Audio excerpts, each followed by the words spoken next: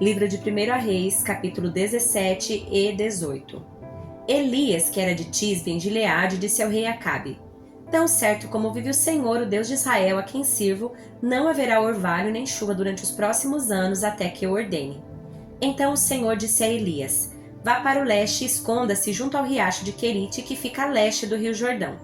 Beba água do riacho e coma o que os corvos lhe trouxerem, pois eu dei ordem para que levem alimento até você. Elias fez o que o Senhor ordenou e acampou junto ao riacho de Querite, a leste do Jordão.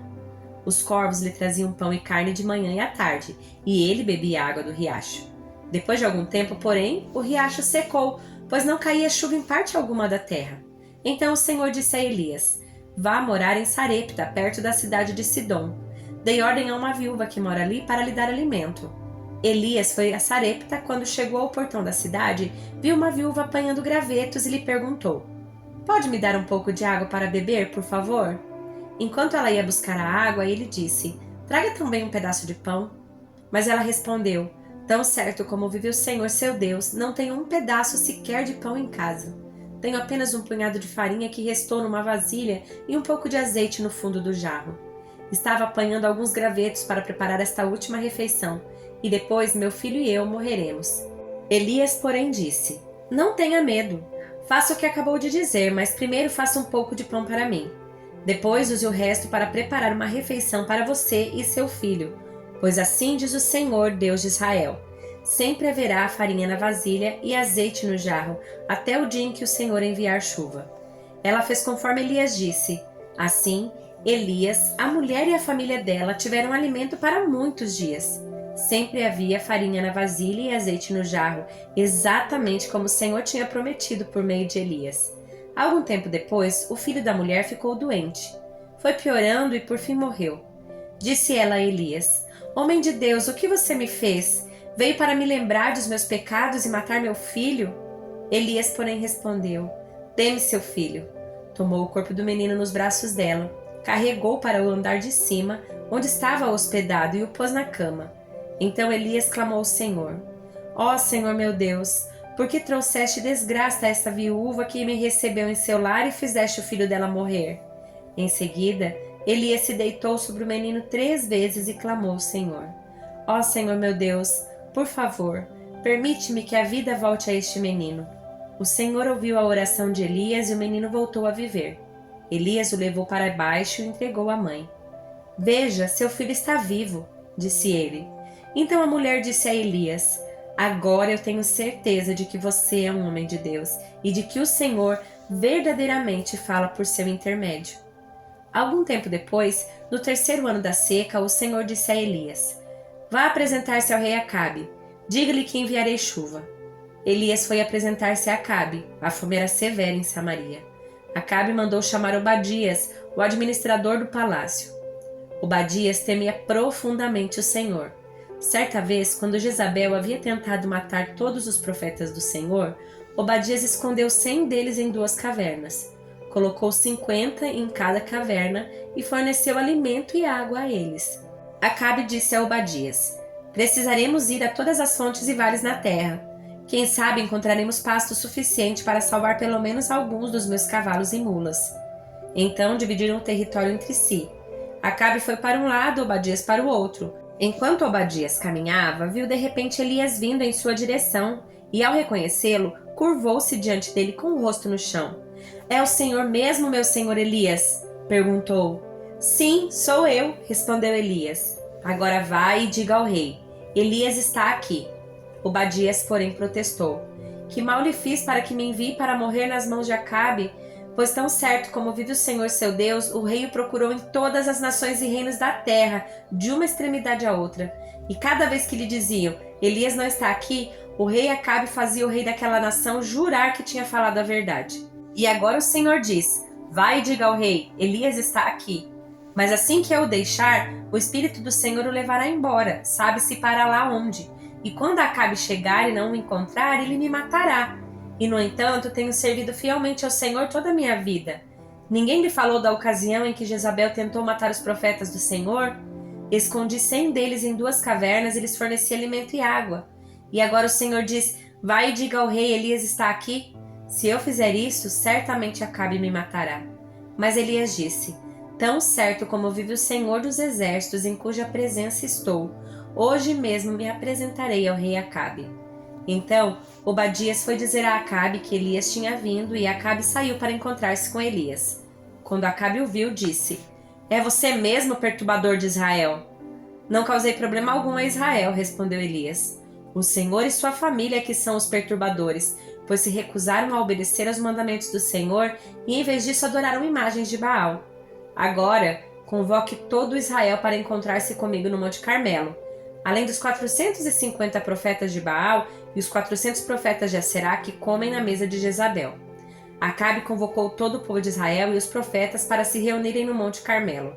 Elias se colocou diante do povo e disse: Até quando ficarão oscilando de um lado para o outro? Se o Senhor é Deus, sigam-no, mas se Baal é Deus, então sigam Baal. O povo, contudo, ficou em silêncio. Então Elias lhe disse: Sou o único que resta dos profetas do Senhor, mas Baal tem 450 profetas. Agora tragam para cá 2 novilhos, que os profetas de Baal escolham um deles. Cortem um animal em pedaços e o coloquem sobre a lenha do altar, mas não ponham fogo na lenha. Eu preparei o outro novilho e o colocarei sobre a lenha no altar, mas não porei fogo na lenha. Então, invoquem o nome do seu Deus, e eu invocarei o nome do Senhor. O Deus que responder com fogo, esse é o Deus verdadeiro.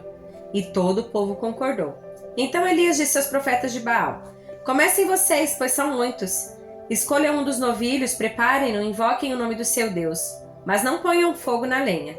Eles prepararam um dos novilhos e o colocaram sobre o altar. Invocaram o nome de Baal desde a manhã até o meio-dia e gritavam: Ó Baal, responde-nos! Mas não houve resposta alguma.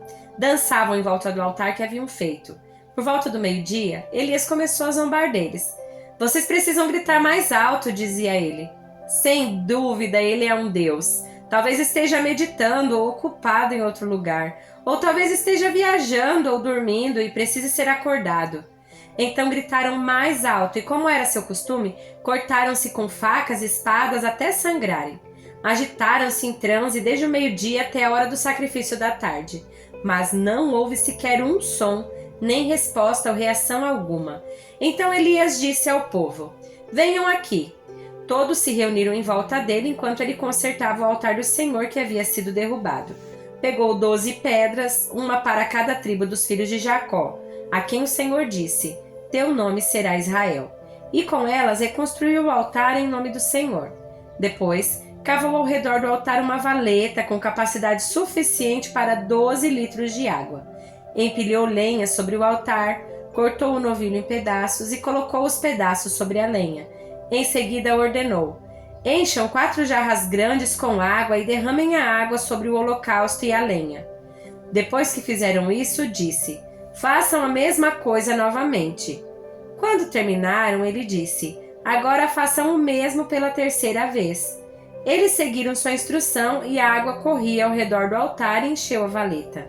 Na hora costumeira de oferecer o sacrifício da tarde, o profeta Elias se aproximou do altar e orou: Ó Senhor, Deus de Abraão, Isaque e Jacó, prova hoje que és Deus em Israel e que eu sou teu servo. Prova que fiz tudo isso por ordem tua. Ó Senhor, responde-me, que este povo saiba que tu, ó Senhor, és o verdadeiro Deus e estás buscando o povo de volta para ti. No mesmo instante, fogo do Senhor desceu do céu e queimou o novilho, a madeira, as pedras e o chão, e secou até a água da valeta. Quando o povo viu isso, todos se prostraram com o rosto no chão e gritaram: O Senhor é Deus! Sim, o Senhor é Deus!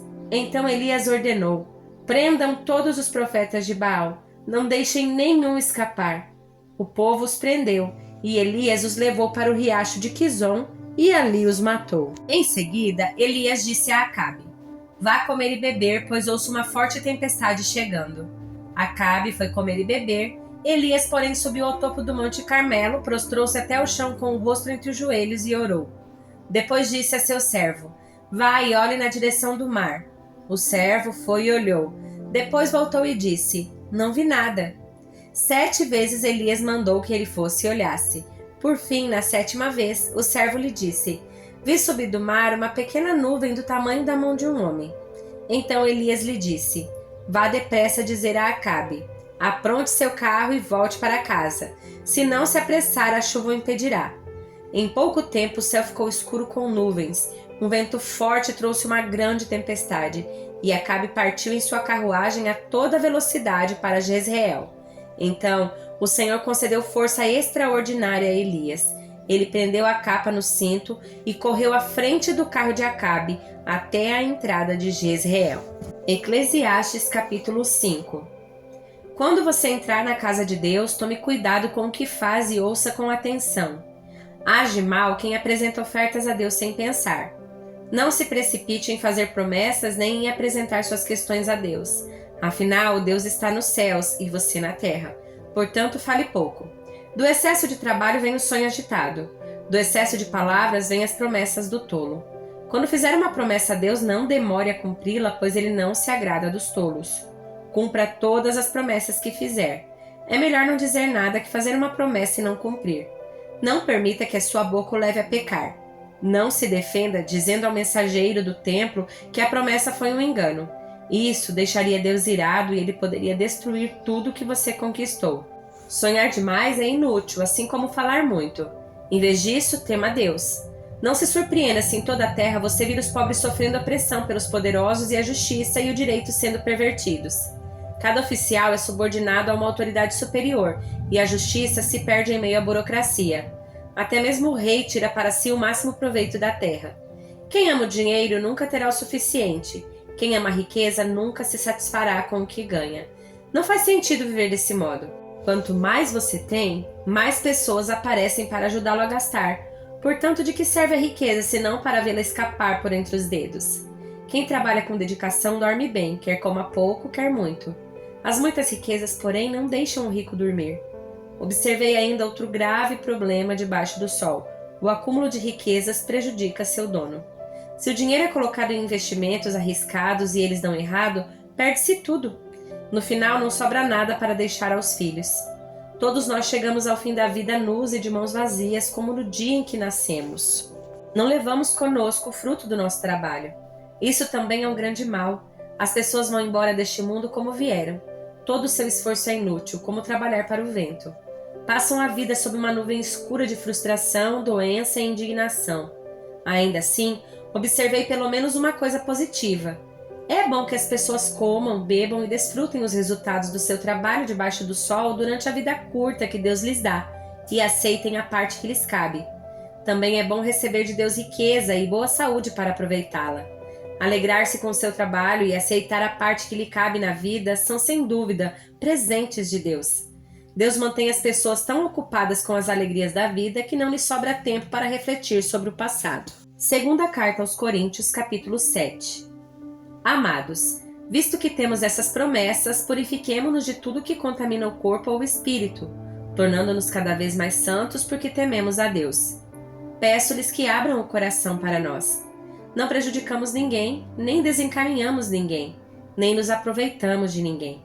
Não digo isso para condená-los. Já lhes disse que vocês estão em nosso coração. Estamos juntos, seja para morrer, seja para viver. Tenho muita confiança em vocês e de vocês tenho muito orgulho. Vocês têm me encorajado grandemente e me proporcionado alegria, apesar de todas as nossas aflições. Quando chegamos à Macedônia, não tivemos nenhum descanso. Enfrentamos conflitos de todos os lados, com batalhas externas e temores internos. Mas Deus, que conforta os desanimados, nos encorajou com a chegada de Tito. Sua presença foi uma alegria, como também o foi a notícia que ele nos trouxe do encorajamento que recebeu de vocês. Quando ele nos contou quanto desejam me ver, quanto lamentam o que aconteceu e quão dedicados são a mim, fiquei muito feliz. Não me arrependo de ter enviado aquela carta severa, embora a princípio tenha lamentado a dor que ela lhes causou, ainda que por algum tempo.